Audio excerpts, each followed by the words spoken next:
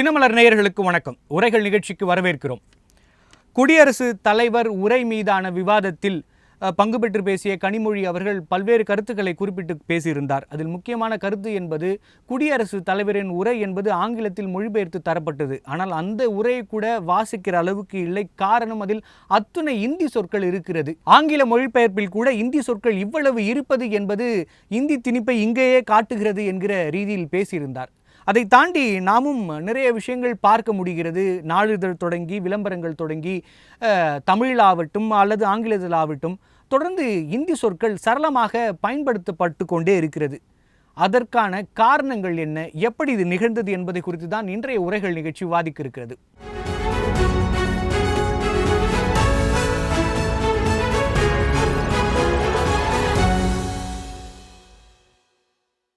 ஆங்கிலமும் இந்தி மயமா?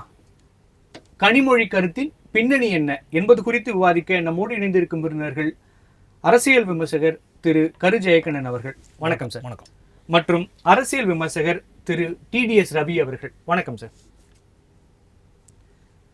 ஜெயக்கண்ணன் சார், இதை நம்ம உங்களுக்கு கவர்னர் உரையாற்றினாலும் அவர் பேசலன்னு பிரச்சனை பண்றீங்க, குடியரசுத் தலைவர் பேசுனா இதுல இந்த வார்த்தை இருக்கு அந்த வார்த்தைன்னு பிரச்சனை பண்றீங்க. என்னதான் உங்களுக்கு பிரச்சனை?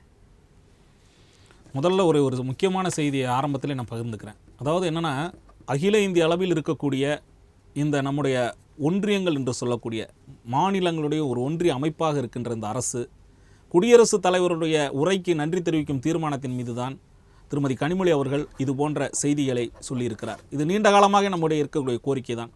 என்னென்னா, இந்த ஒன்றிய அரசு என்பதே ஒட்டுமொத்தமாக ஒரு கூட்டமைப்பாக இருக்கக்கூடிய அரசு, பல மொழிகளை உள்ளடக்கிய அரசு என்பதை பலமுறை வலியுறுத்திருக்கிறோம். ஆனாலும் கூட மீண்டும் மீண்டும் ஆங்கில உரையில் கூட இந்தி வார்த்தைகளை பயன்படுத்துவது என்பது இந்த நம்முடைய மாநில அந்த இறையாண்மைக்கு விடக்கூடிய சவாலாக நாம் கருதுகிறோம்.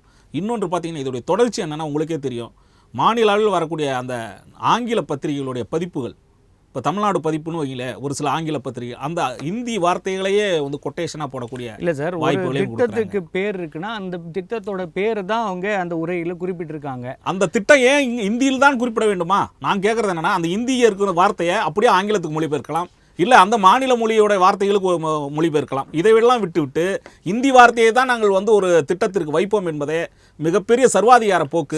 இதைத்தான் திருமதி கனிமொழி அவர்கள் வெளிப்படுத்தி, எந்த திட்டம் போட்டாலும் அதுக்கு எப்படியும் பேரை வைக்க போறீங்க, உங்களுக்கு பிடிச்ச பேரை வச்சுக்கலாமே சார். நம்ம வைக்கிறது இல்லை. அதாவது மத்திய அரசின் கீழ் வைக்கக்கூடிய திட்டங்களுக்கு வைக்கும் போது பார்த்தீங்கன்னா, அந்த மாநில மக்களுக்கு நான் என்ன சொல்கிறேன், இந்தி மொழியில் நீங்கள் வைக்கக்கூடிய பேர் எங்களுக்கு புரியுமா? இல்லை, அந்த திட்டத்துக்குலாம் நீங்கள் ஒரு பேர் வைப்பீங்களே. இல்லை, நீண்ட காலமாக உங்களுக்கு தெரியும், சர்வ சிக்ஷா அபியான்னு இருக்குது. இதுக்கு யாருக்காவது உங்களுக்கு பொருள் புரியுமா? அந்த கல்வி இயக்கத்தில் உள்ளே போய் பார்க்கும்போது அனைவருக்குமான கல்வி இயக்கம்னு சொல்கிறாங்க. நான் என்ன சொல்கிறேன், இந்த சர்வ சிக்ஷா அபியானுங்கிறத தமிழ்நாட்டுக்குன்னு வரும்போது அனைவருக்குமான கல்வி இயக்கம்னு மாற்றுறதுல உங்களுக்கு என்ன பிரச்சனை? மத்திய அரசு என்பது மாநில அரசுகளின் வரிகளின் கீழும் அந்த வருமானத்தினும் நடத்துகின்ற அரசு என்கின்ற போது இந்த மாநில அரசுகளுக்குரிய மரியாதையை ஏன் தருவதில்லை? ஒன்று. அடுத்து அவங்க திருமதி கனிமொழி அவர்கள் சொல்லுகின்ற செய்தி, ஒட்டுமொத்தமாக நீங்கள் அந்த மாநிலங்களுடைய உரிமைகளை புறக்கணிக்கிறீர்கள். இன்னொன்று, நம்முடைய குறிப்பாக தமிழ்நாட்டினுடைய எந்த ஒரு திட்டங்களுக்குமே நிதி ஒதுக்குவதில்லை, தமிழ்நாடு என்ற பெயரை கூட குறிப்பிடவில்லை என்பதை ஆதங்கத்தோடு பதிவு செய்திருக்கிறார்.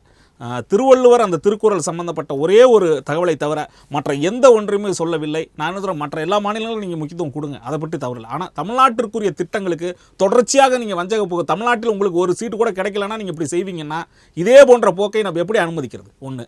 அடுத்தது, திரு வல்லபாய் பட்டேல் உங்களுக்கு தெரியும், காங்கிரஸ் டாபிக்கை விட்டு அதையும் குறிப்பிட்டு பேசியிருக்கிறார். நிறைய விஷயங்கள் பேசியிருக்காங்க, நம்ம அதை குறித்து முழுவதுமாக கனிமொழி அவர்கள் பேசிய கருத்துக்கள்ல தான் நான் சொல்ல வரேன். அதாவது தமிழர்களுடைய கண்டுபிடிப்பு இரும்பு அப்படிங்கிறத ஏற்கனவே இது அறிவிப்பு விட்டு இதை மத்திய அரசு ஏற்றுக்கொள்ள மறுப்பதற்கான காரணம் என்ன, அதையும் வெளிப்படுத்தியிருக்காங்க. இப்படி ஒவ்வொரு செய்தியும் இன்றைக்கு பாராளுமன்றத்தில் மிக சிறப்பாக விவாதத்திலே தன்னுடைய உரையை ஆற்றியிருக்கிறார் திருமதி கனிமொழி அவர்கள். இதற்கெல்லாம் பதில் சொல்லக்கூடிய மத்திய அரசு என்ன பதில் சொல்ல போகிறது என்பதுதான் அண்ணன் ரவி அவர்களிடம் ரொம்ப ஆர்வமாக எதிர்பார்க்கிறேன். ஓகே, கண்டிப்பாக சார். சார், இந்த கேள்வி தான் நான் வைக்க விரும்புகிறேன். நீங்கள் ஹிந்தியில் பேசியிருக்காங்க, அது ஆங்கிலத்தில் மொழிபெயர்த்து கொடுத்துருக்கீங்க, ஆனால் அதில் முழுவதுமாக நிறைய ஹிந்தி வார்த்தைகள் தான் இருக்குது. தமிழகத்தில் இருந்து ஒரு கண்டுபிடிப்பு எடுத்திருக்காங்க, ஆனால் அந்த விஷயத்தை பற்றி ஒரு வார்த்தை கூட அதில் இல்லை. தமிழகம்ங்கிற வார்த்தையே இல்லை. இப்படி தொடர்ந்து தமிழகம் வஞ்சிக்கப்பட்டு கொண்டே இருக்குதே சார், என்ன காரணம்? உங்களுக்கு ஓட்டு இங்கே சீட்டு கிடைக்கலங்கிறதுக்காக நீங்கள் பண்ணியிருக்கீங்களான்னு ஜெயக்கண்ணனுக்கு சார் கேட்குறாரு. சீட்டு கிடைக்காத ஒரு 2 பேரை, ஜெயசங்கர் அண்ட் நிர்மலா சீதாராமன், இவங்க 2 பேருக்கும் திமுக கடைசி வரைக்கும் சீட்டே கொடுத்துருக்காரு வாழ்க்கையில. ஏன்னா அவங்க கோடீஸ்வரர்கள் இல்லை, கொடுத்துருக்காரு. அவங்களை கொண்டு போய் உச்சத்துல வச்சு 8 பட்ஜெட்டை படிக்க வச்ச அளவுக்கு மாநிலங்கிற ஒரு விஷயமோ மொழிங்கிற ஒரு விஷயமோ பார்க்காமல் இந்தியருங்கிற ஒரு விஷயத்தோட ஒரு விஷயம் பிஜேபி செஞ்சுட்டு இருக்கு. நம்பர் 1. 2வது, பேசப்பட்டது பாராளுமன்றத்துல யார் பேசினாலும் உங்களுடைய லாங்குவேஜ்ல உங்களுடைய மொழியில அதை நீங்கள் கேட்டுக்கொள்ளலாம் அப்படிங்கிற அடிப்படையில தான் அது வரும். இருக்கு சார் அது ஆங்கிலத்துல மொழிபெயர்த்து கொடுத்துருக்காங்க. ஆங்கிலத்து மொழிபெயர்ப்பு நம்ம அபிஷியல் வெப்சைட்லயே பார்க்க முடியும். ஆனா அதுல போய் பார்த்தாலுமே இந்தி வார்த்தை தானே சார் இருக்கு. நான் ஒத்துக்கிறேன். ஏன்னா இவங்க பிரிட்டிஷ் காலத்துல இருந்து பிரித்தாளும் சூழ்நிலை அதெல்லாம் கத்துக்கிட்டு வந்ததுனால ஆங்கிலம் இவங்களுக்கு ஒரு முக்கியமான மொழியா இருக்கு. ஏழைகள் உயர்நிலை பள்ளியில இந்தி 3வது மொழியை படிக்க கூடாது அப்படின்னு கிட்டத்தட்ட 60 வருஷமா இவங்க தடுத்து நிறுத்தி இருக்கிறதுனால சர்வ சிக்ஷா அபியான் அப்படிங்கிற வார்த்தைக்கு அர்த்தம் தெரியாம இருக்கு. நான் ஒத்துக்கிறேன். இப்ப கூடலூர் ஸ்டேஷன், இதை நான் எப்படி தமிழ் படுத்தணும் எனக்கு சொல்லி கொடுங்க. கூடலூர் ஸ்டேஷனை நான் எப்படி தமிழ் படுத்தணும்? அல்லது வேற ஏதாவது ஒரு முக்கியமான பெயரா இருக்கட்டும், எந்த ஒரு பெயரா இருக்கட்டும், செந்தமிழ் செல்வர் அப்படின்றத நான் இங்கிலீஷ்ல எப்படி சொல்லணும் எனக்கு கொஞ்சம் சொல்லுங்க. அப்படி எப்படி தமிழுக்கு ஒரு பிரச்சனை இருக்கோ அது மாதிரி ஒரு மொழிக்கும் இருக்கு. திட்டத்தினுடைய பேரு நடுவில் ஒரு அழகா ஒண்ணு சொல்லிட்டாரு, மாநிலத்திலிருந்து வருகின்ற வருவாயை வைத்துக் கொண்டு. அதுதான் எனக்கு ரொம்ப சிரிப்பா இருக்கு. காரணம் என்னன்னா, சிரிப்புன்னா நகைப்புக்குரியதா சொல்றாரு, மட்டமா சொல்லல. அதாவதுங்க 28 மாநிலம் இருக்கு. 6 மாநிலத்தில இருந்து 50% ஜிடிபி வருது, அதாவது உற்பத்தி செய்கின்ற மாநிலங்கள். அப்ப மீதி 2 கொள்முதல் செய்கின்ற மாநிலங்களுக்கு மரியாதை கிடையாதா? அண்ணாச்சி கடைன்னா அண்ணாச்சிக்கு தான் மரியாதையா? வாங்குற வாடிக்கையாளருக்கு மரியாதை கிடையாதா? அப்ப அந்த 22 மாநிலம் வாங்கலைன்னா இந்த 6 மாநிலம் உற்பத்தி செய்யறது என்ன அயர்லாண்டுக்கும் ஆஸ்திரேலியாவுக்கும் ஜெருசலத்துக்கும் அனுப்புவாங்களா? அப்போ அதே மாதிரிதான் தமிழ்நாட்டுல 4 மாவட்டங்கள் உற்பத்தி மாவட்டங்களா இருக்குன்னா மீதி 30 மாவட்டங்கள் வாங்கறதுனால தான் அந்த 4 மாவட்டங்களுக்கு பெருமையே வருது. சோ வாங்குறவன் இழிச்சவாயா, விக்கிறவன் மட்டும்தான் உயர்ந்தவன்ற மாதிரி நம்ம பேச வரோம். ரவி சார், இல்ல இன்னொரு முக்கியமான கேள்வி கேட்கிறேன். நீங்க ஒரு திட்டத்துக்கு சமஸ்கிருதத்திலயோ இந்தியிலயோ பேர் வைக்கிறீங்க, சரி. ஆனா அது மாநில மொழிகள்ல மொழிபெயர்த்து கொடுக்கறப்ப நீங்க அதே பேரை அப்படியே வைக்கிறீங்களே, அதுக்கு தமிழாக்கம் பண்ணி அந்த பேரை வச்சா இருக்கிற மாநில மக்கள் அதை புரிஞ்சுப்பாங்க. நீங்க அதையே தமிழ் எழுத்துக்கள் எழுதி கொடுத்தா மட்டும் எப்படி சார் புரிஞ்சிடும்? எனக்கு ஒண்ணு பண்ணி கொடுங்க. திராவிட மாடல், திராவிடம் சமஸ்கிருதம், மாடல் இங்கிலீஷ், இதை தமிழ் படுத்தி கொடுங்க. திராவிட முன்னேற்ற கழகத்துல முன்னேற்றம்னா எனக்கு தெரியும், கழகம்னா எனக்கு தெரியும். கழகம் கூட சமஸ்கிருத வார்த்தை. நீங்க திராவிடம்ங்கிறது தமிழ்லயே மொழிபெயர்த்தல நான் கேட்டுட்டு டிஎம்கே ஓட்டு போடாம விட்டுற முடியுமா? எவ்வளவு அற்புதமான திட்டங்களை தமிழ்நாட்டுக்கு கொடுத்துட்டு இருக்கிறதுனால நாங்க மாத்தி ஓட்டு போட்டு. சார், ஒரு கட்சியை நம்ம கேள்வி கேட்கறதுக்கும் ஒரு அரசாங்கத்தை கேள்வி கேட்கறதுக்குமான வித்தியாசங்கள் நிறைய இருக்கு சார். நான்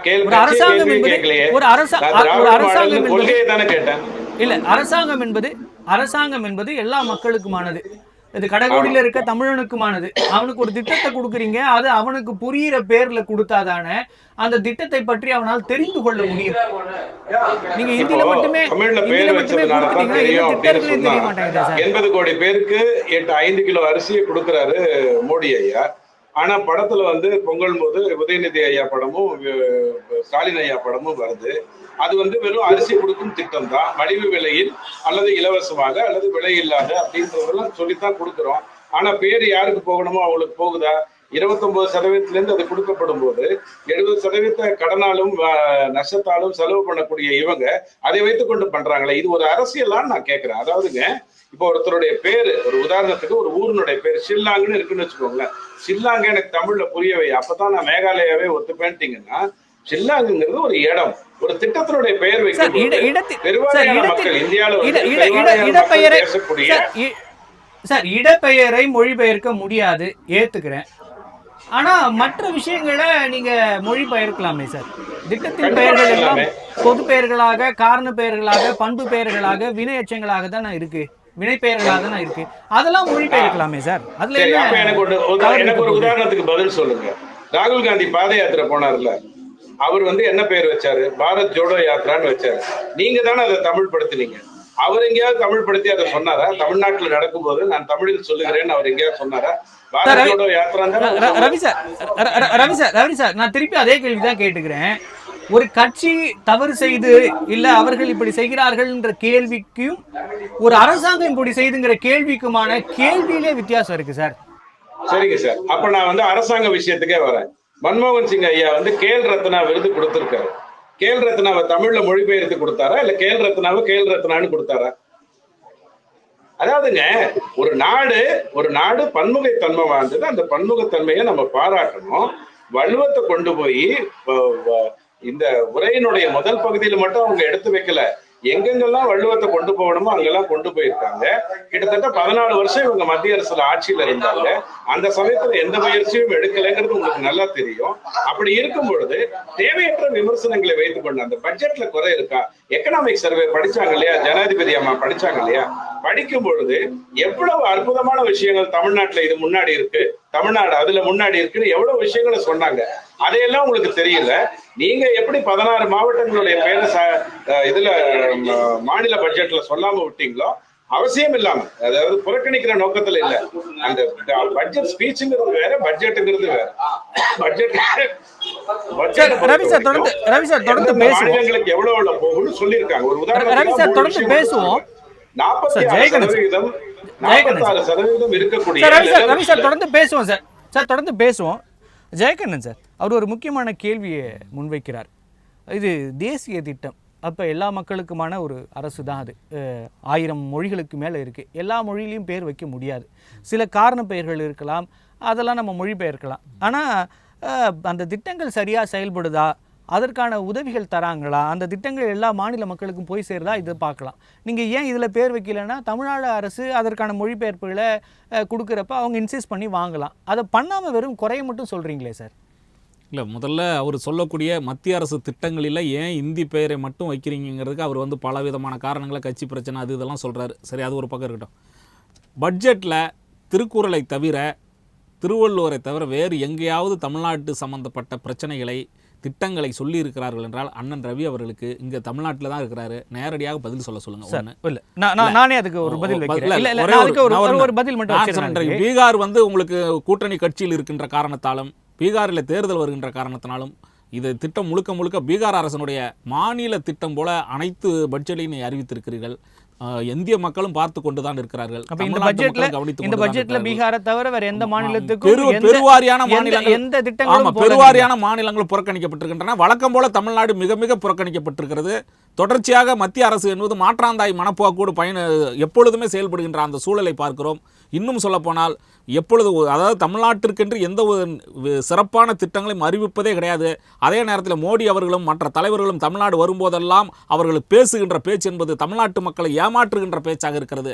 தொடர்ச்சியாக இதே போன்ற தன்மையும், இன்னும் சொல்ல தமிழர்களுக்கு எதிரான போக்கையும் கடைபிடிக்கக்கூடிய மத்திய அரசு என்பது எப்பொழுதுமே தமிழர்களுக்கு விரோத அரசு என்பதைத்தான் நீங்க புரிஞ்சுக்கணும். இல்ல, தொடர்ந்து நீங்க அதே குற்றச்சாட்டு வச்சா கூட பிஜேபி சைட்ல இருந்து தொடர்ந்து அவங்க சொல்லுவாங்க, தமிழை முன்னிறுத்துகிற, அதாவது உலக அரங்கில் முன்னிறுத்துகிற வேலையை தொடர்ந்து மோடி அவர்கள் செய்து கொண்டே இருக்கிறார். என்ன அப்படிங்கிறத இதைத்தான் நாங்கள் ஆரம்பத்துல இருந்தே அந்த மோடி மஸ்தான் வேலையெல்லாம் எங்களுக்கு வேணான்னு சொல்றோம். நீ சின்ன சின்ன வார்த்தைகளாக தமிழ் கற்றிருந்தா கூட, உண்மையாக தமிழ் மேலே அக்கறை இருந்திருந்தா உங்களுக்கு நீங்கள் தமிழ் இன்றைக்கு சிறப்பாக பேசியிருக்க முடியும். தமிழை நான் கற்றுக்கிறேன், தமிழை கற்றுக்கலேன்னு வருத்தப்படுறேன். பாரதியார் கவிதைகளை படிக்க முடியல, நான் திருக்குறளை படிக்க முடியலன்னு எங்கெங்கெல்லாம் சொல்கிறாரு. நான் என்ன சொல்கிறேன், நாங்கள் ஹிந்தி கற்றுக்க முடியாதுன்னு சொல்லிட்டோம், நீங்கள் தமிழை கற்றுங்கன்னு சொல்லி நாங்கள் கேட்டோம். தமிழை எங்கேயுமே நீங்கள் உலகாரங்களை உங்களை யார் கொண்டு போக சொன்னால், உலகாரங்களை என்ன கொண்டு போய் சாதிச்சிட்டீங்க? இது தமிழர்களுக்கான என்ன உரிமத்தை நீங்கள் உலக அளவில் வாங்கி கொடுத்துருங்க? ஒட்டுமொத்த தமிழர்களுக்கான உரிமைகளை இங்கே உலக அளவில் இருக்கக்கூடிய தமிழர்கள் தான் பெற்றுத்தருகிற அளவு மோடி அல்ல. மோடி இது போன்ற என்றைக்குமே அவர் வேலை வாய்ப்புகளை வாங்கி தரோன்னு சொன்னதையும் பொய். இன்னும் உங்களுக்கு ஒட்டுமொத்தமாக இந்திய அளவில் இருக்கக்கூடிய இளைஞர்களுக்கான எதிர்கால திட்டங்கள்னு அறிவிச்சுட்டு அவர் எப்பொழுதுமே பார்த்தீங்கன்னா ஒரு மாய தந்திரங்களை உள்ளடக்கிய, வழக்கம் போல் நம்ம இன்னும் ஒரு பிரதமராக இருக்கணும், இவ்வளோ தான் நம்ம மரியாதையாக சொல்ல முடியும். ஏற்கனவே சொல்லியாச்சு, அவர் ஆரம்ப காலத்தில் வரும்போது மோடி மஸ்தான் போல செயல்படுகிறார் என்று. இன்றைக்கு இருக்கக்கூடிய இந்த திட்டங்கள் என்பது ஒட்டுமொத்த இந்திய மக்களுக்கு எதிரான திட்டம், குறிப்பாக தமிழர்களுக்கு விரோத திட்டங்கள். சார், நீங்க தொடர்ந்து தமிழுக்காக நிறைய சேவை ஆற்றி வருகிறோன்னு சொல்றீங்க. ஆனா ஒரு அரசாங்கமே ஹிந்தி வார்த்தைகளை வச்சு ஒரு திட்டங்களை போடுறதால இங்க இருக்கிற பத்திரிகைகள் முதல் கொண்டு எல்லாருமே இந்தி வார்த்தைகளை பயன்படுத்தி ஆங்கிலமோ தமிழோ நாளிதழ்கள்லாம் நிறைய அது மாதிரி பண்ணிட்டே இருந்தா தமிழ் எப்படி சார் வந்து வாழும்? நீங்க இந்தி திணிப்பு இல்லைன்னு நீங்க சொன்னா கூட இப்படியான விஷயங்கள் கொஞ்சம் கொஞ்சமா வழக்கொழிந்து போயிடாதா? சார், நீங்க தமிழ் ஆங்கிலத்தை தேவையில்லாம கொண்டு வந்து கலந்ததுனாலதான் தமிழுக்கு ஏதாவது ஒரு பிரச்சனை வந்திருக்கும். இன்னைக்கு இருக்கக்கூடிய இந்த திராவிட முன்னேற்ற கழகத்தினுடைய கட்சியோ அல்லது 39 எம்பிக்களோ அல்லது 150 எம்எல்ஏக்களையோ கூப்பிட்டு வச்சு அவங்கள தொடர்ந்து ஒரு 15 நிமிடம் தமிழ்ல மட்டும்தான் பேசணும் அப்படின்னு சொன்னால், நான் சொல்றது எம்எல்ஏ, எம்பி அண்ட் செயற்குழு, பொதுக்குழு. நீங்க கட்சி வேண்டாம்னு சொல்லிடுவீங்க, அதனால ஆட்சியை மட்டும் எடுத்துப்போம். 15 நிமிஷம் பேசணும்னு சொன்னா தெலுங்கு கலக்காம 12 பேரால பேசவே முடியாது. நாம ஒரு பாரதத்துல இருக்கோம், ஒவ்வொருத்தருக்கும் ஒரு தாய்மொழி இருக்கு. புதிய கல்வி திட்டத்துல தாய்மொழியில தான் படிக்கணும்னு தெளிவா சொல்றோம். இதே பட்ஜெட்ல ஒவ்வொரு புத்தகமும் அந்தந்த மாநிலத்துக்கு ஏத்த மாதிரி டிஜிட்டல்ல வந்து வருங்கிற திட்டத்தை கொண்டு வந்திருக்காங்க. இவர் ஊர்ல போய் வந்து திருக்குறளை வந்து சும்மா 4 வார்த்தை பேசல. இந்திரா காந்தி அம்மா மாதிரி வணக்கம் அப்படின்னு உடனே ஒரே கைத்தட்டல் வரும். ஐயோ, தொல்காப்பியத்தையே சொல்லிட்டாங்க. இல்லைங்க, வணக்கம் தான் சொல்லியிருக்காங்க அப்படின்னு சொன்னதுக்கு அப்புறம் தான் மக்களுக்கு புரியும். ஆனால் 23 மொழிகளில் திருக்குறளை கொண்டு போய் மொழிபெயர்த்து கொண்டு போய் சேர்த்திருக்கிறாரு. தமிழுக்கு செய்ய வேண்டும் அப்படின்னு சொன்னா எப்போதுமே அது வந்து ஆங்கிலத்துக்கு செஞ்சாதான் தமிழுக்கு செய்யுங்கிற மாதிரி இவங்களுக்கு தான் அந்த எண்ணம் இருக்க ஒழிய வேற ஒண்ணும் இல்லை. இப்ப நாளைக்கு கருணாநிதி ஐயாவுக்கு வந்து உயரிய விருது கொடுக்கணும்னு சொன்னா பாரத் ரத்னா விருது கொடுங்கன்னு தான் சொல்லுவாங்களே ஒழிய பாரத்தை நாங்க ஒத்துக்க மாட்டோம், இந்திய ரத்னம்னு ஒரு விருது கொடுங்க அப்படின்னு சொல்ல மாட்டாங்க. ஆக எந்த ஒரு விஷயமும் அது எப்படி இருக்கோ அப்படியே ஏற்றுக்கொள்ளுங்கிறது தான் கரெக்டான ஒரு மெத்தடை தவிர வேற எந்த ஒரு பேசக்கூடாது. 2வது, இவர் இன்னொரு வார்த்தையை சொன்னார். உலகத்துல தமிழர்களை கொண்டு போய் எங்க சார் நிறுத்தினீங்க? இலங்கையில தமிழர்களுக்கு என்ன பண்ணணுமோ அந்த வேலையை காங்கிரஸ் செய்யாம விட்டு 3 மணி நேரம் உண்ணாவிரதத்துல அதை கரெக்டா முடிச்சு கொடுத்து கருணாநிதி ஐயா, அதற்கு பிறகு இலங்கையில தமிழர்களுக்கு என்ன மாதிரியான பாதுகாப்பு வேணும், ஏன் இலங்கைக்கே என்ன மாதிரியான பாதுகாப்பு வேணும் அப்படிங்கிறத முனைந்து இந்த 11 வருடமா செஞ்சுட்டு இருக்குது. தமிழர்களுக்கு செய்த ஒரு நல்ல விஷயமா தான் நீங்க அதை பார்க்கணும். 2வது, லெதர் இண்டஸ்ட்ரி எடுத்துக்கிட்டீங்கன்னா பாதிக்கு பாதி தமிழ்நாட்டில இருந்து தான் போகுது. அந்த லெதர் இண்டஸ்ட்ரிக்கு கொடுத்துருக்கிற ஊக்கத்தை நீங்க பார்க்கணும். மீனவர்களுக்குன்னு சொன்னா குஜராத்லயும் தமிழ்நாட்டிலையும் தான் மீனவர்கள் பிரதானமாக இருக்கிறார்கள். அந்த மீனவர்களுக்கு கொடுத்திருக்கிற தனித்திட்டம் என்னங்கிறது நீங்க பார்க்கணும். இந்த மாதிரி ஒவ்வொரு திட்டத்திலையும் தமிழர்களுக்கும் இந்தியர்களுக்கும் எப்படி வந்திருக்குன்னு தான் பார்க்கணுமே ஒழிய எனக்கு எவ்வளவு வந்திருக்குன்னு கேட்டா அது கமிஷன், என் பேரை நீ விட்டுட்டேன்னு சொன்னா அது ஒமிஷன். இந்த ஒமிஷன் கமிஷன் ரெண்டும் பட்ஜெட் ஸ்பீச்ல தான் இருக்கே ஒழிய பட்ஜெட்ல இல்லைங்கிறத நம்ம பலமுறை சொல்லியிருக்கோம். நீங்களே மாநிலத்துல சட்டசபையில பேசும்போது உங்க பட்ஜெட் ஸ்பீச்ல 16 மாவட்டங்களுடைய பேர் இல்லாம இருக்கும், அதுல எந்த தப்பும் இல்லை.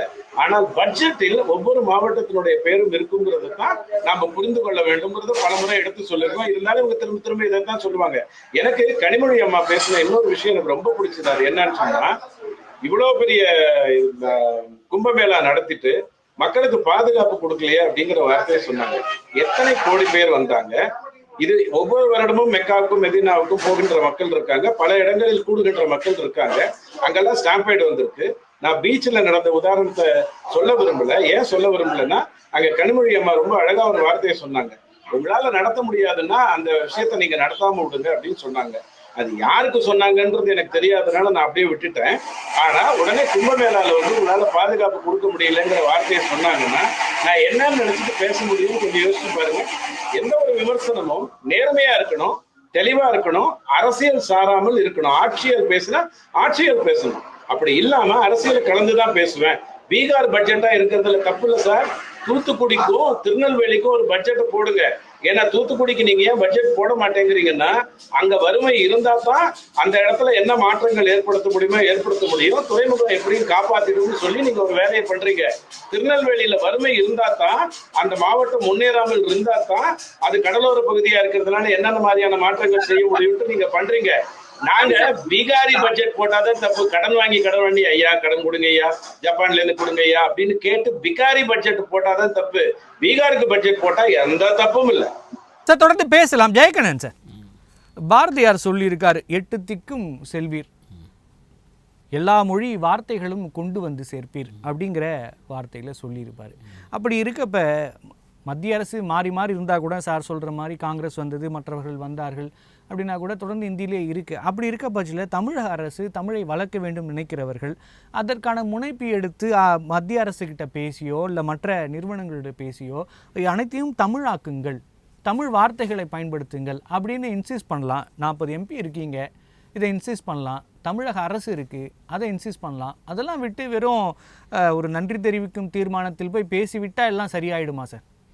அதை நம்ம பண்ண வேண்டிய அவசியம் இருக்குல்ல. 2014 2019 வரைக்கும் இவர்களுடைய ஆட்சி சரிங்களா.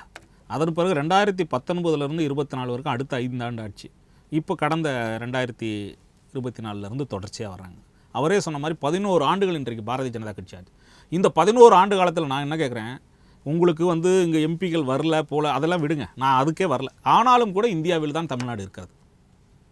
இன்னும் சொல்லப்போனால் ஒட்டுமொத்த இந்தியாவில் உள்ள அத்தனை மக்களுமே வேலை வாய்ப்பிற்காக தமிழ்நாடோடு சேர்ந்தது தான் இந்தியாவிற்குள் தமிழ்நாடு இருக்கிறது. நான் சொல்றது என்னன்னா, உங்களுக்கு வட இந்திய மாநிலங்களில் இருந்து தொடர்ச்சியாக தமிழ்நாட்டிற்கு தான் வேலை வாய்ப்பை நோக்கி வருகிறார்கள். இன்னும் சொல்ல போனால் பீகார், உத்தரப்பிரதேசம், நான் சொல்லி முடிச்சிடறேன். உத்தரப்பிரதேசத்திலிருந்தும் பீகார்லேருந்து உங்களுக்கு ஒட்டுமொத்தம் இன்னும் சொல்ல போனால் குஜராத்தில் மற்ற எல்லா அதிகமாக வேலை வாய்ப்பை தேடியும் வாழ்வாதாரத்தை தேடி வரக்கூடிய மாநிலமாக தமிழ்நாடு இருக்கிறது. அந்த தமிழ்நாட்டின் மீது உங்களுக்கு என்ன ஓரவஞ்சனை தான் நான் கேட்குறேன். இன்னும் சொல்ல போனால் ஒரு குட்டி இந்தியா போல தமிழ்நாடு அனைத்து மக்களுக்குமான பாதுகாப்பை வழங்குகிறது, ஒரு சமூக பாதுகாப்பை வழங்கக்கூடியது. ஒரு மொழி தமிழ் மொழின்னு நாங்கள் எங்களுடைய தாய்மொழியை நாங்கள் தூக்கி பிடித்தாலும் கூட எந்த மொழியையும் வெறுத்ததில்லை. இங்கே இருக்கக்கூடிய அத்தனை மொழிகளுக்கும் ஆதரவு கொடுக்கிறோம், அத்தனை மொழிகளையும் பேச விடுகிறோம், எந்த மக்களையும் அடித்து விரட்டவில்லை. வருகின்ற லட்சோப லட்சம் இந்திக்காரர்கள் வந்தாலும் கூட இந்த வாழ்வாதாரம் இழந்தாலும் கூட அவர்களையும் சகோதரர்களாக கருதுகிறோம். இப்படியெல்லாம் இருக்கக்கூடிய தமிழ்நாட்டிற்கு இந்த மத்திய அரசு, இந்த பாரதிய ஜனதா கட்சி அரசு என்ன திட்டங்களை கொடுத்தது என்பதை தான் எங்களுக்கு கேள்வி. இது போன்ற எதையாவது ஒன்று நாங்கள் செஞ்சிருக்கோம்னு சொல்லுங்க. செம்மொழி தமிழாய்வு நிறுவனம் மத்திய அரசு செம்மொழி தமிழாய்வு செம்மொழி தமிழாய்வு நிறுவனம் என்பது மத்திய அரசினுடைய நிறுவனம். அந்த நிறுவனத்திற்கு எத்தனை கோடியை ஒதுக்கி இருக்கிறது. சமஸ்கிருதம் என்ற என்ன சொல்ல போனா புழக்கத்திலே இல்லாத மொழிக்கு உங்களுக்கு கோடானு கோடி ரூபாயை ஒதுக்குறீர்கள். வெறும் சில லட்சங்களை மட்டும் செம்மொழி தமிழாய்வு நிறுவனத்திற்கு ஒதுக்குறீர்கள். இன்னொரு செய்தியை சொல்லிடுறேன். உங்களுக்கு வட மாநிலங்களிலிருந்து வரக்கூடிய அந்த இந்தியை பேசுகின்ற சகோதரர்கள் அதிகப்படியான ஒரு ரயில் பெட்டிகளாவது விடுங்கன்னு தான் கேட்கிறோம். தினந்தோறும் லட்சக்கணக்கில் வர்றாங்க. அந்த லட்சக்கணக்கான வர்றவங்களுக்காக ரயில்வே திட்டங்களை மேம்படுத்துங்க. ஜெயகண்ணன் சார், அதெல்லாம் சரி. நிறைய திட்டங்களை இந்தியா முழுவதும் பொதுவான திட்டங்கள் நிறைய இருக்குது. அந்த திட்டங்கள் தமிழகத்திற்கு வரும்பொழுது அதற்கான தமிழ் பெயர்களை சரியாக வைத்து சொல்லி தொடர்ந்து வலியுறுத்தாமல் ஒரு பேச்சில் மட்டும் இது நடந்துவிடும். கடந்த 11 ஆண்டுகளாக இதுக்குரிய கண்டனத்தை பல முறைகளும் தெரிவித்திருக்கிறோம். இன்னும் சொல்லப்போனால் மத்திய அரசினுடைய போர்டுகளில் தமிழ், அதாவது தமிழ் வார்த்தைகளில் இந்தி வார்த்தைகளை சொல்லக்கூடிய அந்த வார்த்தைகளை பார்க்குறோம், விளம்பரங்களில் பார்க்குறோம். இது குறித்தாலும் பல கண்டனங்களை தெரிவித்திருக்கிறோம். ஆனாலும் கூட மத்திய அரசு செவிசாய்க்கவே இல்லை. எப்பொழுதுமே தமிழர் விரோத போக்கை ஏன் கடைபிடிக்கிறதுன்னா, தமிழர்கள் தனித்துவத்தோடு இருக்கிறார்கள். எத்தனை உங்களுக்கு தாக்குதலையும் தாங்கி கொண்டு நாங்கள் அமைதியாக இருக்கிறோம் என்ற காரணத்தினால் எப்பொழுது பார்த்தாலும் பிரிவினை பேசி நான் என்ன சொல்றேன், தமிழ் மொழியை தான் நாங்கள் தூக்கி பிடிப்போம், எங்கள் தமிழ் மொழி தமிழ் நிலம் தமிழ்நாடு என்று சொன்னால் உங்களுக்கு பிரிவினை என்று கருதினால் நீங்கள் இந்திய அளவில் நீங்கள் செய்யக்கூடிய அரசியலை நாங்கள் எப்படி பார்ப்பது? இந்து மதத்தை வைத்து நீங்க செய்யக்கூடிய அரசியலை எப்படி பார்ப்பது? தொடர்ந்து பேசுவோம். ரவி சார், நீங்க சொல்ற மாதிரி நிறைய திட்டங்களை நீங்க கொடுக்குற திட்டங்கள் தமிழகத்துக்கானது தான், நான் சரி ஓகே அக்செப்ட் பண்ணிக்கலாம். ஆனால் நீங்கள் அதுக்கு தமிழில் பேர் வச்சா தானே சார் நான் அந்த திட்டத்தின் மூலமாக பலன் அடைஞ்சால் கூட நான் இதில் தான் பலன் அடைஞ்சிருக்கேன்னு சொல்ல முடியும். ஒரு சுயநலத்துக்காகவாவது அந்த திட்டங்களுக்கு தமிழ் பேர் வைக்கலாம் இல்லை சார்? எனக்கு நாகேஷ் சார் சொல்கிற ஜோக் தான் வந்தது. நாய்க்கு பேர் வச்சியே சோறு வச்சியான்னு கேட்பாங்க. தமிழ்நாடு திராவிட கட்சி பேரை தான் வச்சது, சோறை வைக்கல. மோடி சோறு நல்லா வச்சிடுறாரு, பேரை இந்தியாவில் பிரதானமாக பேசக்கூடிய மொழியில வச்சிடுறாரு. நான் அவர் கேட்ட இன்னொரு முக்கியமான கேள்விகளுக்கு வந்துடுறேன். அதாவது இந்தியாவில் இருக்கக்கூடிய அத்தனை மாநில மக்களையும் தமிழ்நாட்டுக்கு வரவழைத்து அவர்களுக்கு வேலை வாய்ப்பை கொடுத்து அவர்கள் வாழ்வாதாரத்தை உயர்த்தி, நல்லா புரிஞ்சுக்கோங்க, வட மாநிலத்திலிருந்து ஆட்களை திருப்பூருக்கோ அல்லது கார்மெண்ட் கடைகளுக்கோ அல்லது ஹோட்டலுக்கோ நீங்க ஏன் வர வைக்கிறீங்கன்னு சொன்னா, தமிழன் அகண்ட பாரதத்திலேயே புத்திசாலியா வாழ்ந்தான். மெத்தாடிக்கல் ஒர்க் அவனால பண்ண முடியாது. ஒரு உதாரணத்துக்காக சொல்றேன், நீங்க போட்டிருக்கிற ஷர்ட்ல தையலை தவிர 6 ஆபரேஷன் இருக்கு. காலரை பிரிச்சு கொடுக்கறது, கையை மடிச்சு கொடுக்கறதுன்னு மெத்தாடிக்கலா காலையில இருந்து ஒரே வேலை, அந்த கையை பிரிச்சு கொடுக்கணும், அவ்வளவுதான் அவன் வேலை. இந்த வேலைக்கு வட மாநிலத்தினுடைய சம்பளம் 550 ரூபா 600 ரூபா தான் கட்டுப்படி ஆகணும். அதுக்குதான் நீங்க போய் அவங்களை கூப்பிட்டு வர்றீங்களே ஒழிய, ஏன்னா தமிழன் அங்க உட்காந்து 1700 ரூபாய் கேட்பான், அதுல நியாயம் இருக்கும். ஏன்னா தமிழனால தைத்து சம்பாதிக்க முடியும், தமிழனால வித்தையை காண்பித்து சம்பாதிக்க ரவி முடியும். சார், அது அந்த அந்த விளக்கம் சூழ்நிலையில போதும்னு நீங்க நினைக்கிறேன். கூட்டிட்டு வந்துட்டு ரவி சார், அதற்கான நான் விளக்கம் உங்களுக்கு- சரியா கொடுத்துட்டீங்க, போதும்னு நினைக்கிறேன். நம்ம டாபிக் உள்ள வருவோம். ஏன் இல்ல, தமிழ்ல அவரு- பேர் வைக்கிறது அவரு- உங்களுக்கு கஷ்டங்கிறதா என்னோட கேள்வி ஏன் திருப்பியா இருக்கு. ஆனா நீங்க அந்த கேள்விக்கு பதில் சொல்லாம மற்ற விஷயத்துக்கு போறீங்க. அதற்கான ஐயா, நேரம் கொடுத்தேன், தெளிவாக நான் அதற்கான திரும்ப பதில் சொல்லிடுறேன். சொல்றீங்க. ஒரே கேள்வி நிமிஷம். தமிழ்நாடு ஒரு மினி இந்தியாவா இன்னைக்கு இல்ல, அகண்ட பாரதத்திலிருந்தே இருந்தது. அதை இன்னைக்கு அவங்க எதுக்காக பயன்படுத்துறாங்கிறதுக்கான காரணத்தை சொன்னா, அதுல ஒரு சுயநலம் இருக்குங்கிறத சொன்னேன். அந்த சுயநலத்துக்கு பின்னாடி இருக்கிற பொதுநலம் எல்லாருக்கும் முக்கியம். சார் சார், நீங்க அதை முடிச்சிட்டீங்க சார். அடுத்த லைனுக்கு வாங்க சார். முடிச்சிட்டு அதை முடிச்சிட்டீங்க. அதை முடிச்சிட்டீங்க. தமிழர்களுக்குன்னு தனியா என்ன திட்டம் போட்டீங்க அப்படின்னு நான் கேட்டா, நான் என்ன கேக்குறேன், ஐயா எய்ம்ஸ் உங்களுக்கு கொண்டு வந்து தரேன்னு சொல்றோம். உடனே அதிமுக என்ன ரவி சார், பண்ணுது? நான் ஜப்பான்ல ரவி இருந்து சார், கடன் ரவி சார், வாங்கிக்கிறேன். நம்ம நிகழ்ச்சியோட இறுதிக்கு வந்துட்டோம். இல்லைங்க, நான் அவரோட தமிழனுக்கு கேள்வி என்ன பண்ணீங்கங்கறத சொல்லலைன்னா, இல்ல அடுத்த சார், 5 தொலைக்காட்சியில இல்ல. போய் இவர் மாதிரி இன்னொரு 4 பேர் உட்கார்ந்து இதே மேட்டரை இன்னும் ரவி சார், 40 வருஷத்துக்கு சொல்லுவாங்க. ரவி சார், நான் இல்ல. இல்ல ரவி சார், நான் அதுக்கு ஒரே வரியில சொல்லிட்டேன். இல்ல, ஒரே நிமிஷம். அதற்கு ஒரே வரியில என்னோட பதில் அவருக்கு சொல்லிட்டேன். இந்தியாவில் பொதுவான திட்டங்கள் எல்லாருக்குமானதுதான். அந்த திட்டங்கள் எல்லாருக்குமானதாங்கிறது ஒரு லைன்ல பதில். ஆனா அந்த திட்டங்களுக்கு ஏன் தமிழ்ல பேர் வைக்க மாட்டேங்கிறீங்க? போஸ்ட் ஆபீஸ்க்கு போனா தமிழ் சலான் இருக்கு, ஆனா அதுல மொழிபெயர்ப்பு படிச்சா அது தமிழ் தானா நமக்கே சந்தேகம் வருது. பேங்க்ல இருக்கு, அட்வர்டைஸ்மெண்ட்ல தேசிய திட்டங்களை குறித்து விளம்பரங்கள் செய்தித்தாள்கள்ல வருது. ஆனா அதுல நீங்க படிச்சு பாருங்க, நீங்க தமிழ்ல நிறைய எழுதுறவரும் கூட படிச்சு பாருங்க, அது படிச்சா நமக்கு புரியுற மாதிரி இருக்கான்னு. இப்படியான நிலைமை இருக்கு. அதை நீங்க மாத்துனீங்கன்னா தானே, நான் சுயநலமா கூட இருங்க, அதை மாத்துனீங்க தானே மக்களுக்கு போய் சேரும். நீங்க சரியா இருந்தா தானே பின்பற்றி, இந்த கோனை பின்பற்றி தானே குடி வரும். அப்ப நீங்க சரியா இருந்தீங்க தானே மத்த பேப்பர்காரங்க தமிழ்ல எழுதுவாங்க. அதை ஏன் பண்ண மாட்டேங்கிறீங்க? கேள்விக்கு மட்டும் பதில் சொல்ல மாட்டேங்கிறீங்க. ஒரே வரியில பதில் சொல்லட்டுமா? மத்திய அரசு திட்டங்கள் மூலமா மாநிலத்துக்கு வரும்போது லேபிள் ஓட்டுறதுக்கு பதிலா அதுக்கு தமிழ் பேரை நீங்களே வைக்கலாம், யாரும் தடுக்க போறது இல்ல. நீங்க வைக்கிறதுல என்ன பிரச்சனை சார்? நீங்க வச்சு விளம்பரம் நீங்க குடுக்குறீங்க, விளம்பரம் நீங்க குடுக்குறீங்க சார், நீங்க குடுக்குறீங்க, சம்பந்தப்பட்ட அமைச்சகம் குடுக்குது. அதுல தமிழ்ல வச்சு நீங்க கொடுத்தா அதுல என்ன குறை வந்துரும்? நீங்க மக்கள்கிட்ட போய் சேர்க்கறீங்க, அது தமிழ்ல கொடுத்தா என்ன பிரச்சனை? பதில வாங்கிக்க மாட்டேங்கிறீங்க. சொல்லுங்க சார், சொல்லுங்க சார். போறோம் ஐயா, சொல்லுங்க சார். யூபிஏ, ஒரு நிமிஷம் இருங்க. யூபிஏன்னு ஒரு பேரை வைக்கிறாங்க. அதுக்கு கருணாநிதியே இது ஏன் யூபிஏன்னு கூப்பிடணும், இந்த பேர்ல கூப்பிடலாமேன்னு அவர் சொன்னார். வச்சாரா இல்லையா? சோனியா காந்தி 2004 ஒரு கூட்டணிக்கு ஒரு பேர் வைக்கிறாங்க. கலைஞர் கருணாநிதி ஐயா அதுக்கு வேற பேர் வச்சாரா இல்லையா? அந்த மாதிரி மத்திய அரசு திட்டங்கள் மூலமா வரும் பொழுது இதுக்கு நாங்க இப்படி தமிழ்ல பெயர் சூட்டுறோம் அப்படின்னு சொன்னா உடனே ஓகேன்னு மோடி சொல்லி அதே தமிழ் பெயரை உலகம் பூரா கொண்டு போய் சொல்லுவாரு. அந்த தமிழ் பெயரை அவர் ரசிப்பாரு, உலகம் பூரா கொண்டு போய் சொல்லுவாரு. அதை வைக்காம லேபிளை மட்டும் ஓட்டிட்டு நீங்க கொடுத்த மாதிரி காட்டிக்கிற வேலையை பண்றதைத்தான் நீங்க நிறுத்தணும்னு நான் சொல்லுவேன். கரெக்டா 2 வரியில பதில் சொல்லிட்டேன்னா, யூபிஏங்கிற பேரு கருணாநிதி மாத்தினாரா இல்லையா?